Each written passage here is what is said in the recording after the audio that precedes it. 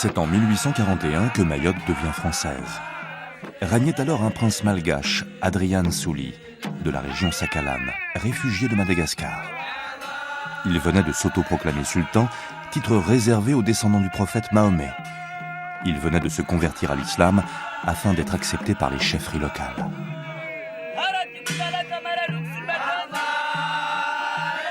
Aujourd'hui, sur la pointe Marabout, qui domine Mamoudzou, se tient le tombeau du sultan dont Zaïda Bamana, journaliste, nous raconte l'histoire.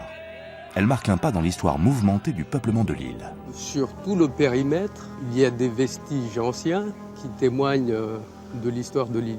Le bâtiment que vous voyez à côté est le tombeau d'Andrian Souli, qui est le dernier sultan de Mayotte, celui qui a vendu Mayotte à la France. Ce protectorat qui commence, et puis cette colonisation qui commence dans l'île, permet également de mettre fin aux invasions, aux incursions malgaches et aux razzias qui dévastaient l'île depuis le XVIIe siècle à peu près.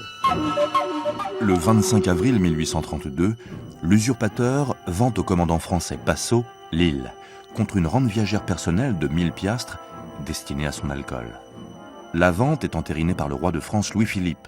La population est alors de 3000 habitants. Depuis cette date, Mayotte ne cessera de revendiquer ses droits d'être française. Quand les Comores recouvrent à la quasi-unanimité leur indépendance, le 22 décembre 1974, 65% des Mahorais la refusent. Bon, le père Sef, comment ça va? Ça va et toi? Pleine forme? La forme? Ouais, très bien. La France hésite, multiplie les consultations et après le référendum de 1976, elle érige Mayotte en collectivité territoriale, ni vraiment d'homme, ni vraiment d'homme. C'est le blason de Mayotte. Rahachiri veut dire en langue locale « nous sommes vigilants ». À l'origine, c'est la devise du mouvement populaire mahorais qui a été créé en 1966. En 1976, lorsque la collectivité territoriale a été créée, cette devise est devenue le blason en quelque sorte du Conseil général.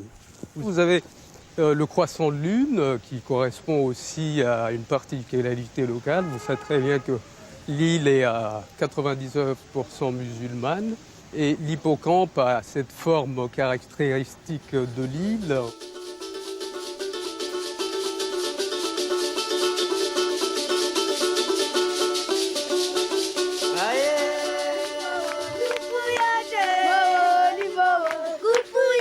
Nous sommes dans le village de Mzamboro, à quelques kilomètres d'Anrouane et des autres îles des archipels des Comores.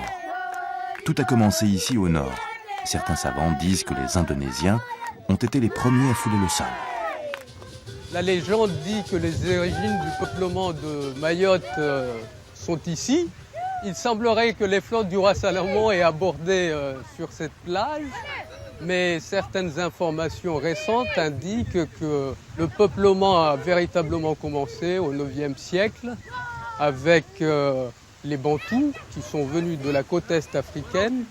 L'île garde de nombreuses traces de ce peuplement, notamment le faciès d'une grande majorité de la population et la langue parlée, le maoré. Oui, oui. Hey, passe la balle!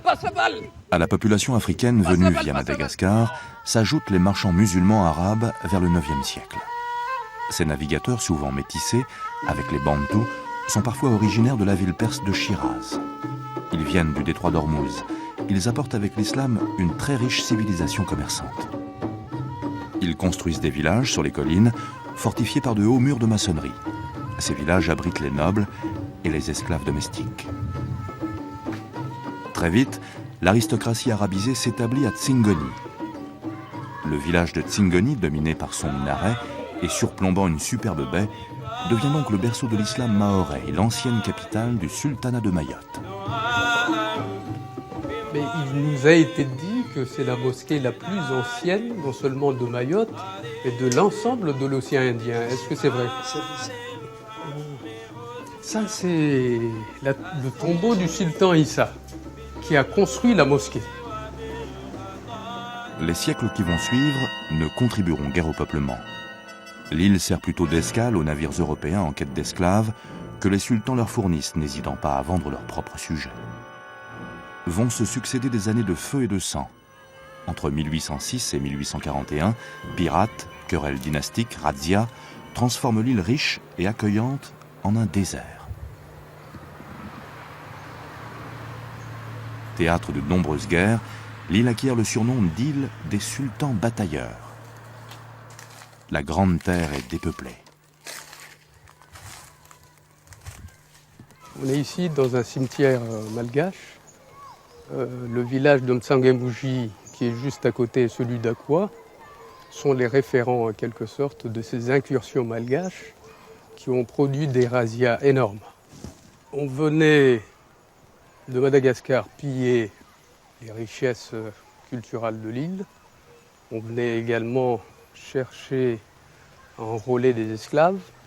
Les incursions font des morts, mais la diminution de la population est aussi imputable à d'autres facteurs, notamment les maladies qui ont décimé la population dans une grande mesure.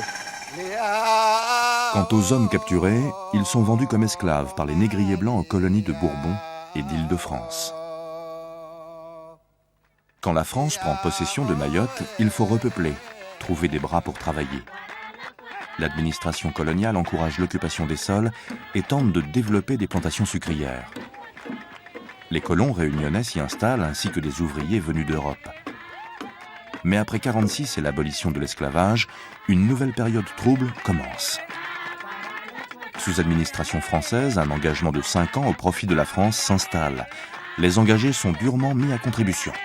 On vous parlera de la TT, c'est une sorte d'impôt à payer que les habitants ne souhaitaient pas du tout payer, parce qu'ils n'étaient pas d'accord déjà d'être capturés de leur village, d'être enrôlés en force dans ces bataillons de travailleurs serviles, et refusaient de payer cette dîme en quelque sorte, et certains ont subi des sévices corporels, d'autres ont été emprisonnés, embastillés, battus. L'hémorragie se poursuit.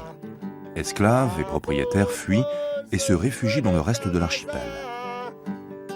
Les travaux forcés restent encore dans la mémoire. Le souvenir de la corde qui attachait par la main ou par le cou 50 hommes ensemble et les 3 ans de prison qui punissaient gravement 8 jours d'absence. Ce n'est qu'en 1965 qu'arrêteront les travaux dits d'utilité publique. Depuis, les campements proches des plantations ont donné naissance aux villages modernes.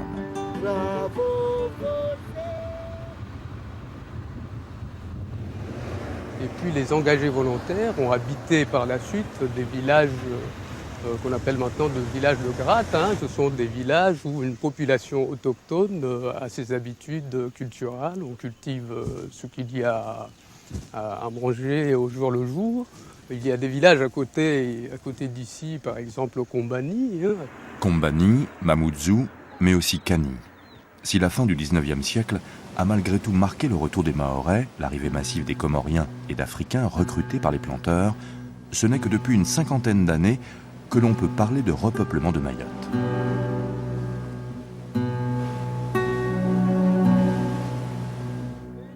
De 1960 à 2000, on assiste à une explosion démographique.